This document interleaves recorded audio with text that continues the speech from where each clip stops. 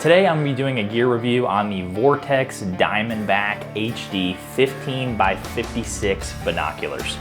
Wow, that is a mouthful.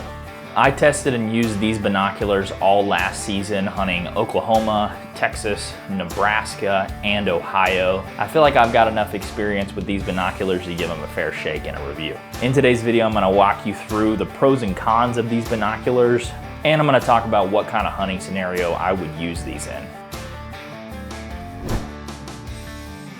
So let's get into some of the pros.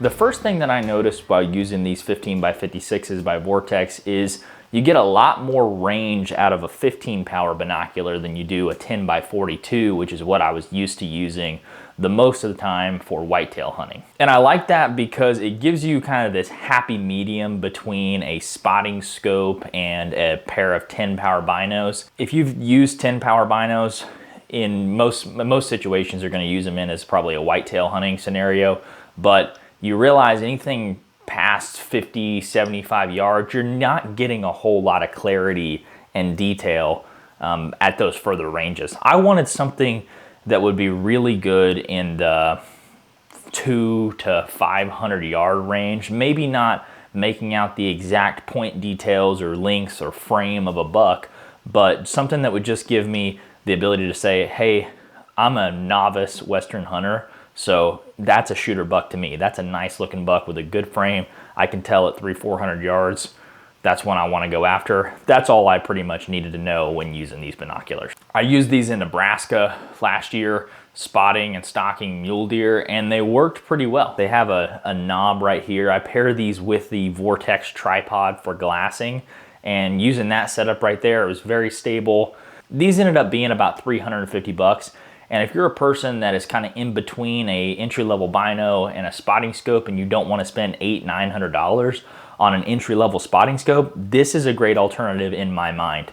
I'm not someone who's got to do a ton of Western hunting, but this is going to be something that I'm going to have in my bino harness when I head out west. It's not going to replace a spotting scope, but this is a great option for someone who wants to get into Western hunting and have, you know, good quality glass for those close to mid-range distances, and someone who doesn't want to full send into a spotting scope. This is a great way to dip your toes in without going all the way. This wouldn't be a review if I didn't give you some cons, so let's talk about some of the cons of the HD Diamondback 15x56. The first one that I didn't like when I pulled it out of the box was there was a giant made in China sticker on the binos. And I know Vortex does a ton with employing people in the US, manufacturing some things in the US, and they have a fantastic warranty.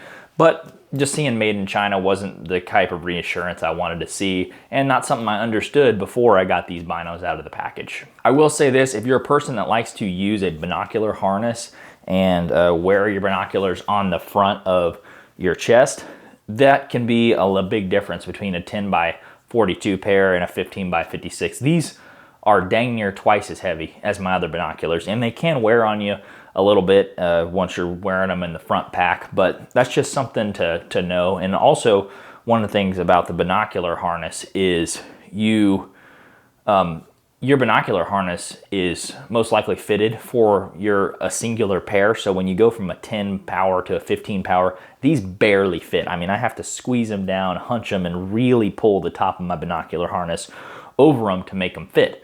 So that's something to understand. Maybe if you're going from a 12 power to a 15, it's not going to be as big of a deal, but for someone like me who whitetail hunts most of the year and uses a pair of 10 power binos, that was just something to be mindful of. The last thing that I wanted to talk about on the cons section was the focus of these binoculars. I do think they're pretty clear glass. Obviously they're not top end, but I always felt like when I had these in my tripod glassing on them, I felt like I could get them to about 95% clarity. So to a point where it was just one or a little half turn or one more turn of the focus dial here for it to be full 100% clarity and crystal clear for me. I always felt like I couldn't get it just right. I got it really, really close, good clarity, but not to the point where it was great. So that was just something, that was just my experience. Maybe other people have better eyesight than me and it's easier to get that 100% clarity range, but that was my experience with these. Thank you guys for checking out the video. Make sure to subscribe and hit that bell notification if you enjoyed watching this one on the Hunter's Advantage 2.0 channel. Make sure to check out our full gear log page on hunt-360.com.